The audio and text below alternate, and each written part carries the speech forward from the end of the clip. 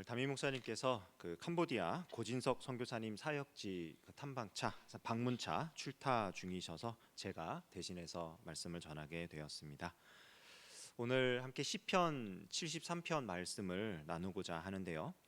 시편은 총 5권의 묶음으로 되어 있습니다. 그 중에 이 73편은 세 번째 책 제3권의 첫 번째 위치한 책인데요. 이 시편을 5권으로 나눌 때 이 5권은 그 모세오경이라고 하는 창세기, 출애굽기, 레위기, 민수기, 신명기 이 5권의 주제와 각각 긴밀하게 연결이 되어 있습니다. 1권은 창세기, 2권은 출애굽기. 그래서 3권의 이 첫 번째 책인 73편은 레위기와 굉장히 밀접하게 연결이 되어 있고요. 레위기라고 하는 책의 그 전체적인 모세오경 가운데 레위기의 전체적인 주제가 거룩함, 정결함이잖아요. 그러니까 시편도 요 3권에 속해 있는 이 시들은 굉장히 그 거룩한 삶에 대해서, 정결함에 대해서 강조를 하고 있는데요. 오늘 이 시편 73편을 통해서 우리가 살아가야 할 거룩한 삶, 정결한 삶이 어떤 것인지에 대해서 함께 생각해보고 기도하는 시간을 가지고자 합니다. 먼저 이 73편의 표제에 아삽의 시라고 되어 있는데요.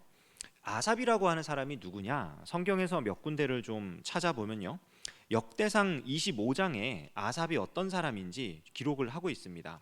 1절, 2절, 6절인데요. 제가 읽어볼 테니까 자막을 보시면서 확인을 해주십시오.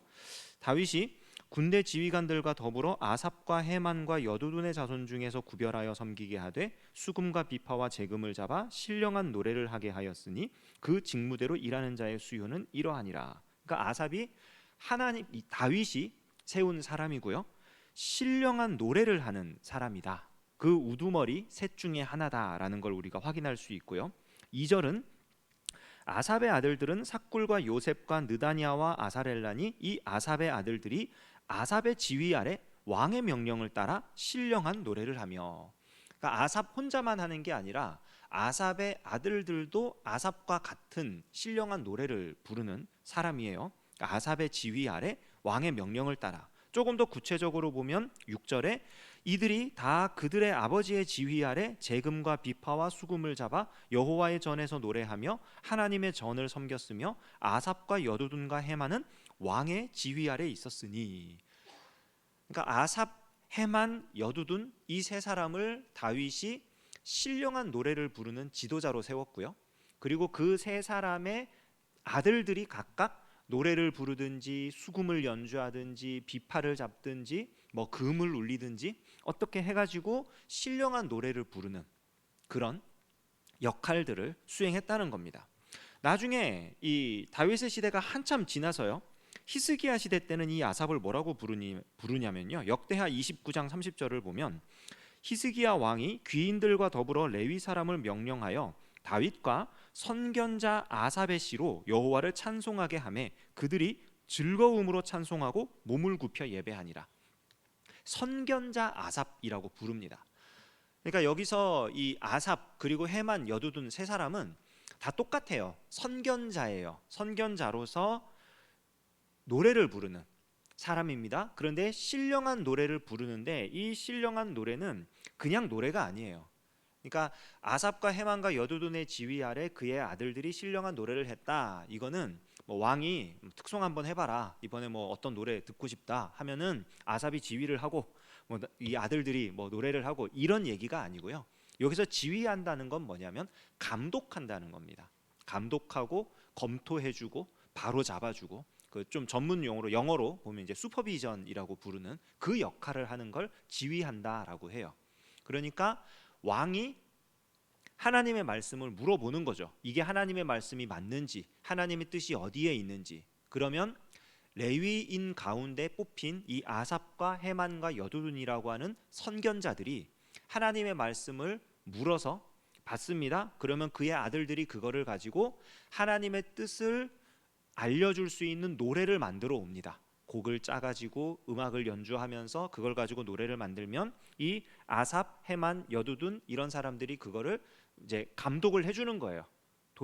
살펴봐 주는 겁니다. 그리고서 그걸 가지고 곡조를 정확하게 붙여서 이 다윗 왕에게 제가를 받아 성전에서 그 노래가 울려 퍼질 수 있도록 하는, 그러니까 여기서 말하는 노래는 그냥 개인적으로 감동받아서 부르는 그런 노래가 아니에요.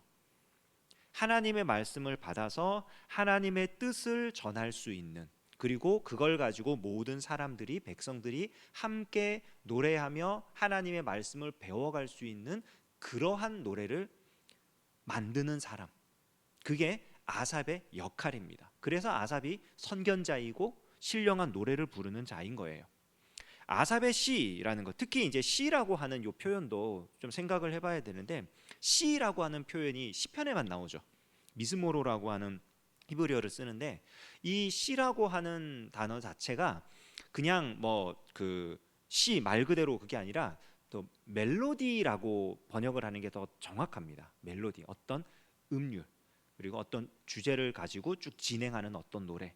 그래서 이 시라고 하는 이 단어는요, 그 백성들이 함께 부르는, 그러니까 배워서 우리가 잘 알고 있는 뭐 어디 가서 이런 노래, 뭐 군대 가면은 군가 불러야 되고 뭐 학교에선 교가 불러야 되고 뭐 이런 것처럼 그 어떤 정체성을 나타낼 수 있고 그것을 함께 집단적으로 부를 수 있는 그런 노래를 얘기해 주는 거예요. 그러니까 아삽의 시라는 거는 하나님의 말씀을 받아서 전하는 역할을 했던 아삽이 하나님의 뜻을 분별하고 그것을 가르치기 위해서 백성들과 함께 부르기 위해 만든 그 노래, 그 멜로디, 그 이야기입니다. 그게 시편 73편이라는 거예요. 그러니까 이게 우리가 이런 걸 노래로 배우면 훨씬 더 재미있고 좋겠지만, 우리가 이제 유대인들이 아니잖아요. 유대인들은 이 시편을 아마 노래로 배울 텐데 우리는 이제 아니니까 이제 내용을 또 중점적으로 이제 살펴보겠습니다. 자, 시의 가장 첫 문장 1절이죠. 같이 읽었지만 한 번 더 보면요, 하나님이 참으로 이스라엘 중 마음이 정결한 자에게 선을 행하시나. 이게 한글 성경은 이게 선을 행하시나 하면서 뒤에 이제 뭔가 반대되는 말이 올 것을 미리 암시를 하는데, 히브리어 혹은 영어 이렇게 보면은 하나님은 참으로 이스라엘 중 마음이 정결한 자에게 선을 행하십니다 하고 마침표가 찍혀 있습니다. 그러니까 하나님이 어떤 분이신지를 먼저 선언하는 거예요. 그런데 어순이 그 참으로라고 하는 이 말이 가장 앞에 나옵니다. 문장의 맨 앞에 나오는 단어는 항상 강조되는 단어예요. 히브리어도 그렇고 헬라어도 그렇고. 그러니까 진짜 이렇다, 진짜 이렇다. 뭐 그 신약 성경의 표현 보면은 아멘 아멘 뭐 이렇게 나오는 거 있죠. 진실로 내게 이르노니, 이런 표현, 그런 표현이에요. 진짜로 선언하는 말이 있는데, 그게 뭐냐면 하나님은 이스라엘 중 마음이 정결한 자에게 선을 행하신다. 정확하게는 이스라엘 중에 마음이 정결한 자가 아니라 이스라엘 곧 마음이 정결한 자에게. 그러니까 하나님은 하나님의 백성들, 마음이 정결한 하나님의 백성에게 좋은 분이라는 뜻입니다. 진짜 좋은 분이다. 하나님은 하나님만 섬기고 따르는 자에게 나쁜 일이 없다. 정말 좋은 분이시다. 그게 이 1절의 선언이에요. 그런데 2절 3절을 보십시오. 그러나 나는 거의 넘어질 뻔하였고 나의 걸음이 미끄러질 뻔하였으니 이는 내가 악인의 형통함을 보고 오만한 자를 질투하였음이로다. 분명히 하나님께서 마음이 정결한 자에게 좋은 분이라 그랬어요.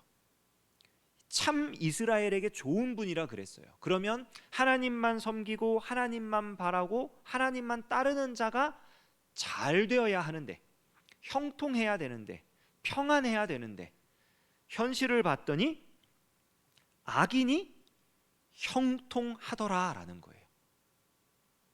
악인이 형통하더라. 그런데 이 시인이요, 악인이 형통하기 때문에 내가 실족할 뻔했다, 내가 미끄러질 뻔했다, 이 실족하다, 미끄러질 뻔하다, 이건 둘 똑같은 말입니다. 뭐 표현은 다르지만 정도에서 벗어날 뻔했다, 이런 뜻입니다. 원래 가야 할 길을 못 갈 뻔했다. 거의 그렇게 됐다는 거예요. 자기가 이 길을 포기할 뻔했다. 근데 그 이유로 제시하는 게 악인의 형통함이 아닙니다. 악인의 형통함을 보고 오만한 자를 질투했기 때문입니다. 그러니까 시인이 말하는 이 실족, 이 정도에서 벗어난 모습, 그건 뭐냐면 악인을 부러워하는 자기 모습이 실족한 모습이라는 거예요. 하나님은 정말 좋은 분이에요. 그렇게 선언을 하고 시작했어요. 그런데 현실을 봤더니 내 삶이 정결한 마음을 유지할 수 없을 정도로 악인이 형통한 삶이었던 거예요. 근데 진짜 문제는 뭐냐? 그 악인이 문제없이 잘 살아가는 그게 문제가 아니라 그걸 보면서 내가 그렇게 살고 싶어지는 게 문제라는 거예요. 그럼 시인의 문제인식은 거기에 있습니다. 정말 희한한 건 뭐냐면 여기서 형통함과 오만함 이런 거를 가리킬 때 사용되는 단어가요, 샬롬 그리고 할랄 이런 표현이에요. 샬롬이 뭐냐면은 평화로움, 그러니까 단순히 문제없이 평화로운 그게 아니고요, 모든 조건들이 잘 맞아떨어지고 순리대로 잘 진행되는 그런 평화로움입니다. 그러니까 악인이 잘 돼도 이렇게 잘 될 수 없는 거고요. 할랄이라는 건 여러분 할렐루야라는 단어 아시죠? 할렐루야입니다. 찬양하라, 너희는 찬양하라 여호와를. 그 단어에 어근이 되는 뜻이에요. 높임받는 거, 존경받는 거, 잘 사는 거. 단순히 뭐 그냥 사는 게 아니고 부와 명예 뭐 다 누리고 사는 그런 거예요. 그러니까 지금 현실을 봤더니 악인이 그렇게 살아가고 있다는 거예요. 이쯤 되면 실족하는 게 당연한 거잖아요. 내가 하나님을 그토록 섬기고 살았는데 내가 아니고 하나님을 섬기지 않는 다른 사람이 샬롬과 할랄, 평화와 명예를 누리면서 살아간다? 이 시인이 지금 말하는 게 이해가 돼요. 이 세상 그렇게 살아가는 모습을 보면 우리 지금까지 살았던 게 대체 무슨 소용이 있는가? 구체적으로 그들이 얼마나 형통하고 얼마나 잘 살았는지 4절부터 12절까지 나오는데요, 그 모습을 한번 보고 판단을 합시다. 이 시인의 모습이 어땠는지, 우리가 그에게 동의할 것인지 아니면 그래도 그러면 안 되는지 할지 한번 보겠습니다. 요거는 좀 기니까 한 절씩 교독할게요. 4절부터 12절까지입니다. 그들은 죽을 때에도 고통이 없고 그 힘이 강건하며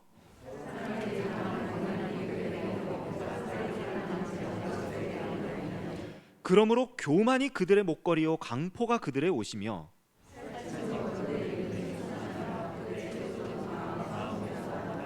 그들은 능욕하며 악하게 말하며 높은 데서 거만하게 말하며 그러므로 그의 백성이 이리로 돌아와서 잔에 가득한 물을 다 마시며 12절 같이 읽습니다. 볼지어다 이들은 악인들이라도 항상 평안하고 재물은 더욱 불어나도다. 어떻습니까?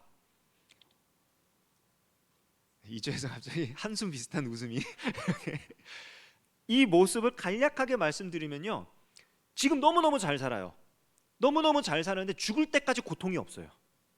세상에 죽을 때라도 좀 비참하게 죽든가 자식이라도 뭐 잘못되든가 좀 그런 얘기지만 진짜 무슨 저주받은 어떤 표시가 나야 되는데 그런 게 없어요. 점점 더 잘 되기만 하고 승승장구하기만 하고 이 사람들을 막을 자가 없어요. 하나님이 뭐 어떻게 아냐, 하나님 없이도 우리 잘 산다 그러는데 하나님도 가만히 침묵하고 계시는 것 같아요. 그러니까 시인이 어떤 마음이에요? 13절 14절 이것도 같이 읽어볼까요? 시작. 내가 내 마음을 깨끗하게 하며 내 손을 씻어 무죄하다 한 것이 실로 헛되도다. 나는 종일 재난을 당하며 아침마다 징벌을 받았도다. 여기 13절도요 실로 헛되도다 이게 문장의 맨 앞에 와 있습니다. 아까 하나님 찬양할 때 진짜 하나님은 좋은 분이다 했잖아요. 여기 13절에 와서 시인이 뭐라 그래요? 진짜 내가 헛살았다. 좀 전에 봤던 4절부터 12절까지 내용을 보면 공감할 수밖에 없어요. 이게 그냥 하는 말이 아니고요, 실제로요 그 이스라엘 역사도 보면 성경에 나와 있는 역사 중에 북이스라엘 왕국을 한번 생각을 해보십시오. 우리는 북이스라엘 하면은 나쁜 나라라고 생각을 하죠. 북이스라엘과 남유다 했을 때 북이스라엘은 우상을 만들고 아주 그냥 망해가는 나라고, 남유다는 하나님이 지켜주시고 그래도 다윗의 혈통 중에 그런 개혁을 일으키는 왕들이 있었고, 북이스라엘과 남유다 중에 북이스라엘이 멸망하기 전까지 남유다 왕국이 북이스라엘보다 군사력이 강했던 적이 한 번도 없습니다. 단 한 번도 없어요. 북이스라엘이 언제나 강했고요. 북이스라엘의 왕 중에 가장 악한 왕 꼽아라 그러면 아합 왕입니다. 그는 여로보암의 길로 갔을 뿐만 아니라 아예 이스라엘의 정체성을 이방 국가로 바꿔버릴 정도로 굉장히 약한 왕이었어요. 바알과 아세라를 섬기는 그냥 가나안 국가의 하나가 되게 하나님께 심판받아서 멸망한 그런 가나안 국가 중에 하나가 될 정도로 타락시켰던 왕이에요. 그런데 아합 왕의 시대 그리고 뭐 그의 바로 아들 말고 그 다음 아들 여호람 시대 북이스라엘 왕국은요 아람보다 강했어요. 굉장히 강한 군사력을 가지고 있었고요. 이 왕의 권세는 이 당시에 살았던 선지자가 누구냐? 엘리야 엘리사 선지자입니다. 선지자 중에 가장 강력했던 사람. 850대 1 싸워서 이기고, 물론 맨주먹으로 싸운 게 아니죠. 여호와의 말씀을 선포하면서 비가 그치게도 하고 비가 내리게도 하고 죽은 자도 살리고 별의별 기적을 다 일으켰던 그 선지자들이 살던 시대의 왕이 아합과 여호람이에요.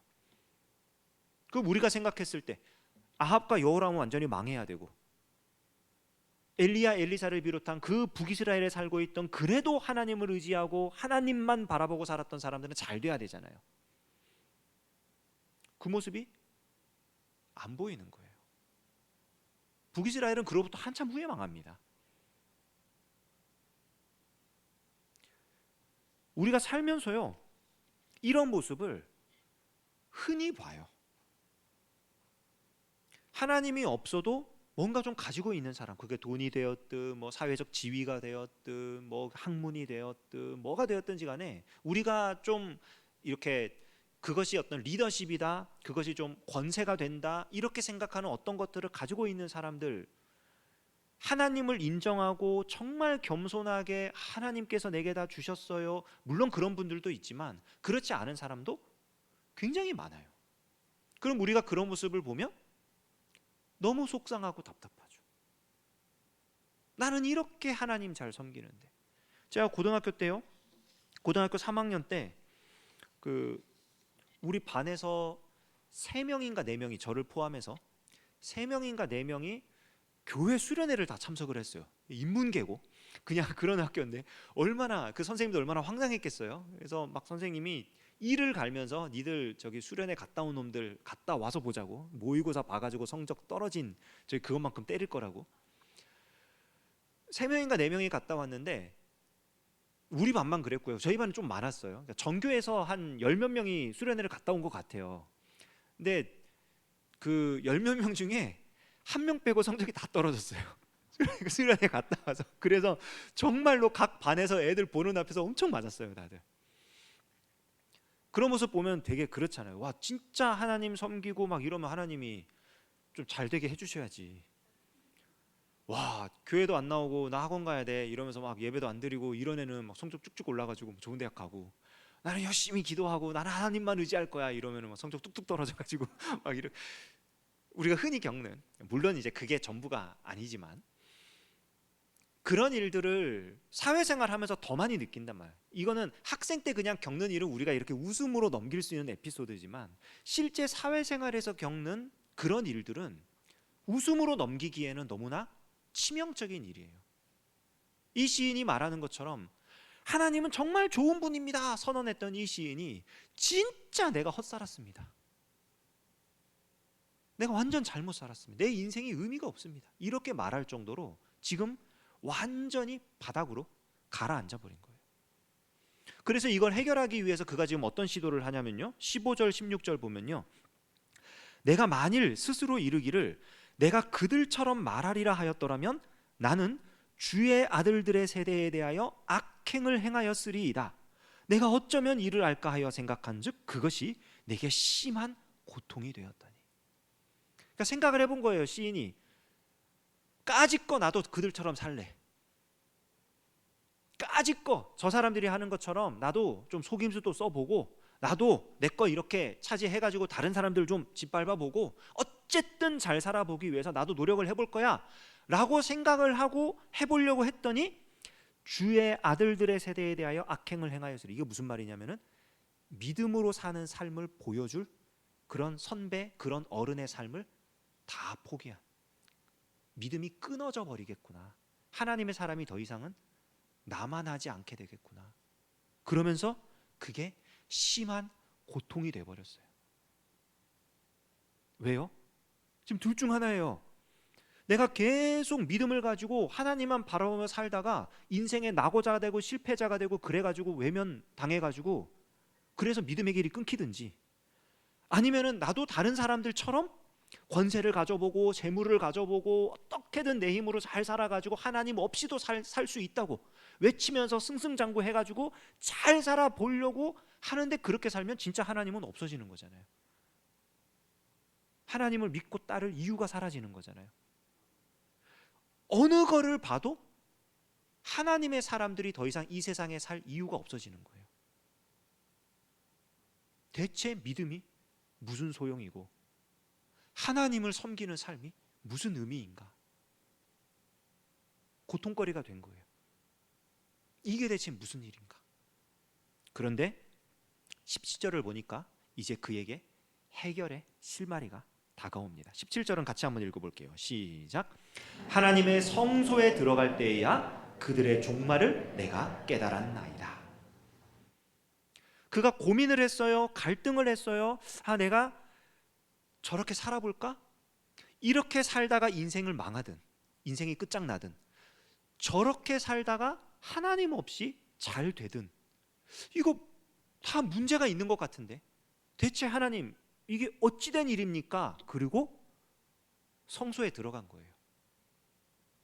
하나님께 물어본 거예요. 하나님 대체 이게 무슨 일입니까?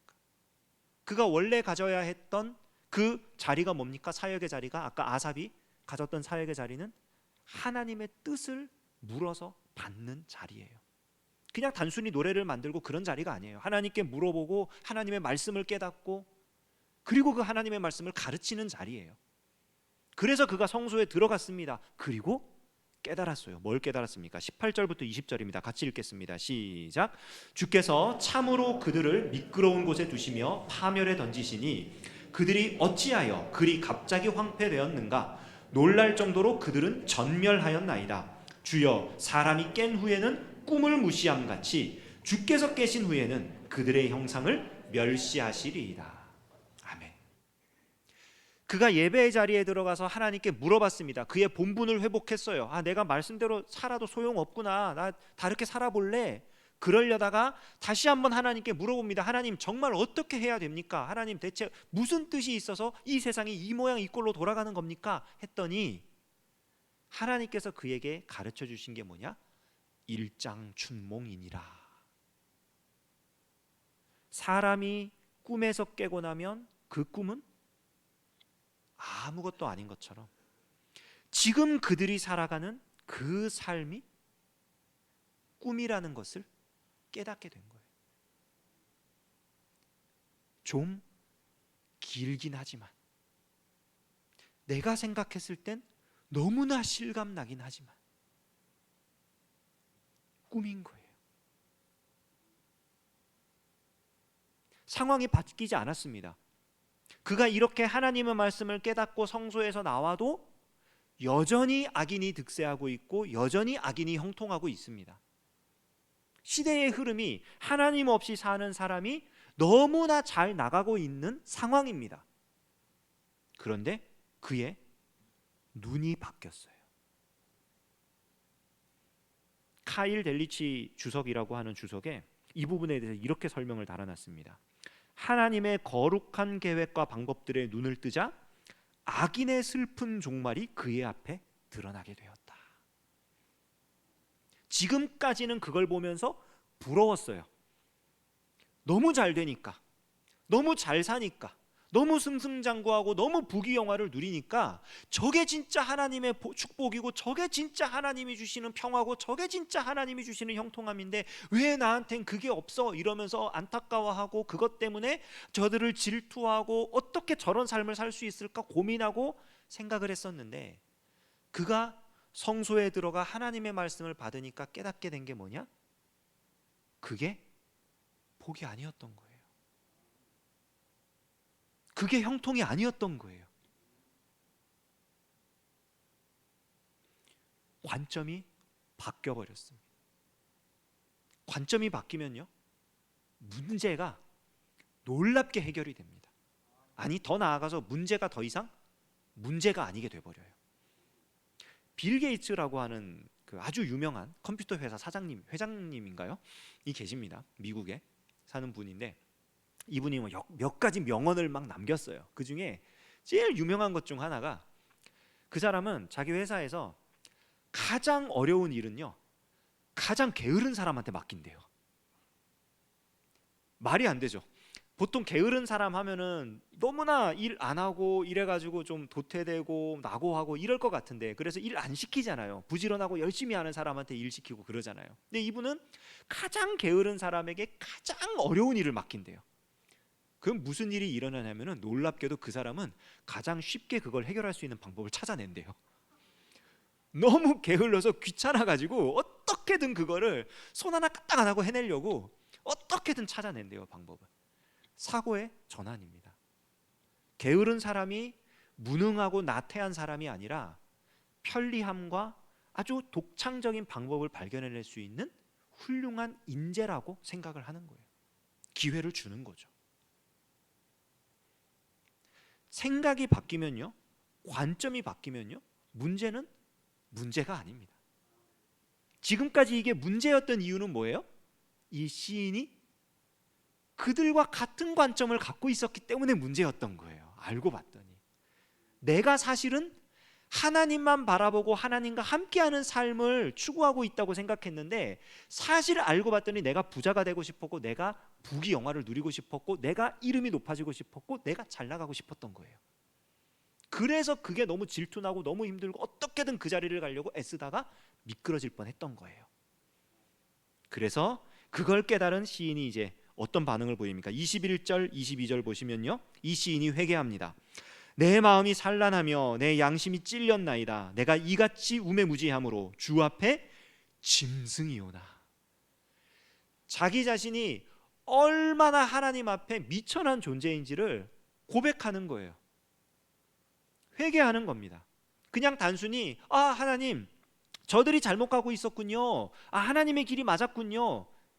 이게 아니라 본인이 같이 잘못 가고 있었던 걸 깨달은 거예요. 그걸 인정하는 거예요.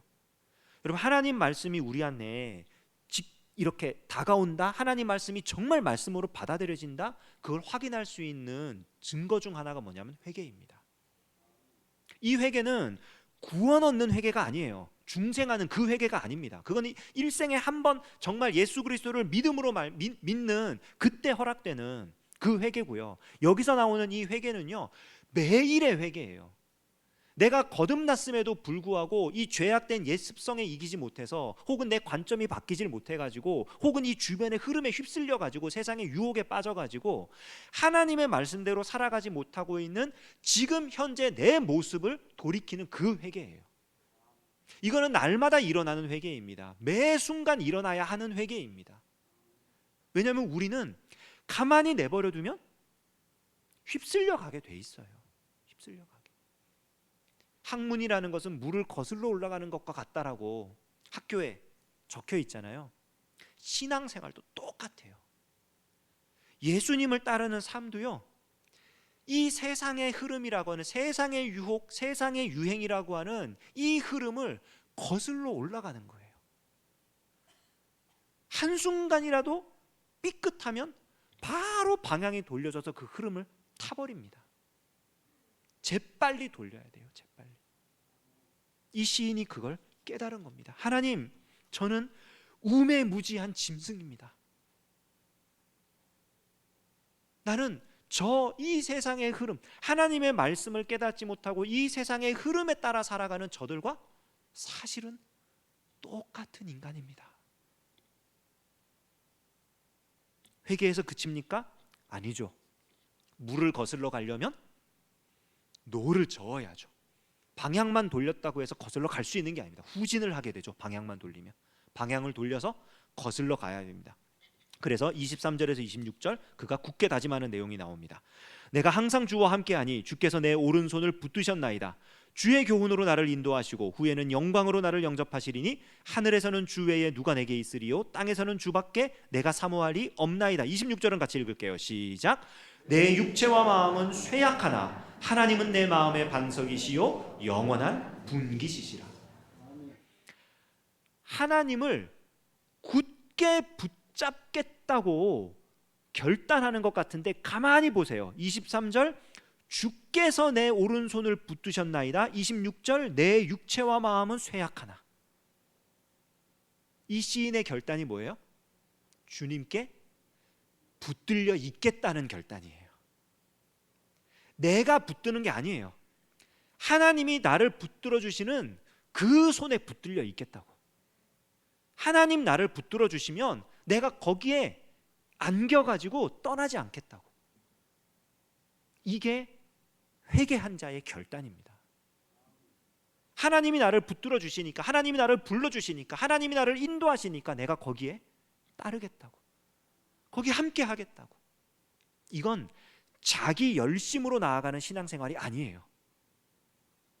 겉모습으로는 자기 열심으로 하는 신앙생활보다 훨씬 더 열정적입니다. 겉모습으로는. 그러나 그 중심은 절대로 자기 열심이 아니에요.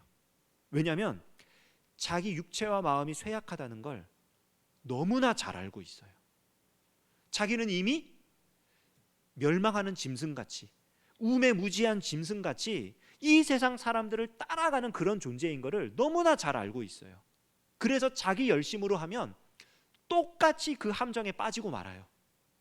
똑같이 내 이름이 높아지길 원하고, 똑같이 내가 잘 되길 원하고, 똑같이 나만 어떻게 하여간에 높아지는 것을, 그 유혹에 빠지게 될 거란 걸 너무나 잘 알아요. 그래서 자기의 모든 의지와 모든 힘과 모든 걸 동원해서 뭐라고 고백하는 거냐면, 하나님 나를 붙들어 주시면 내가 거기 붙들려 있겠습니다.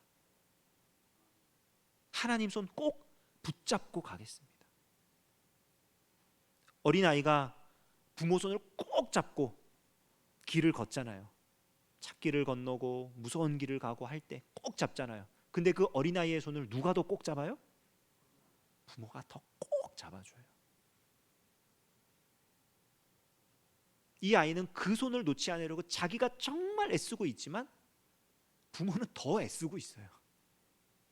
어떻게든 그 아이가 다치지 않으면서, 그 아이가 어떻게든 떠나지 않으면서 잘 붙어 있게 하려고 그 손길을 받아들이겠다는 겁니다. 그 손길에 머무르겠다는 겁니다. 그래서 이렇게 시가 마무리되죠. 27절 28절 아까 함께 읽었지만 한 번 더 같이 읽겠습니다. 시작. 무릇 주를 멀리하는 자는 망하리니 음녀같이 주를 떠난 자를 주께서 다 멸하셨나이다. 하나님께 가까이함이 내게 복이라. 내가 주 여호와를 나의 피난처로 삼아 주의 모든 행적을 전파하리이다. 아멘. 그가 봐왔던 복이 바뀌었어요. 악인이 형통한 모습, 악인이 존경받는 모습, 악인이 잘되고 하나님 없이 살아가는 사람이 승승장구하는 그 모습을 복이라고 생각했던 이 시인이, 사실은 내가 하나님이 아니라 그들이 누리는 그것을 원하고 있었구나라고 인정하고 회개하고 하나님 손에 붙들려 있겠습니다라고 결단했더니 그에게 있어서 복이 뭐가 됐어요? 하나님께 가까이 하는 게 복이 되었어요. 이보다 큰 복은 없습니다.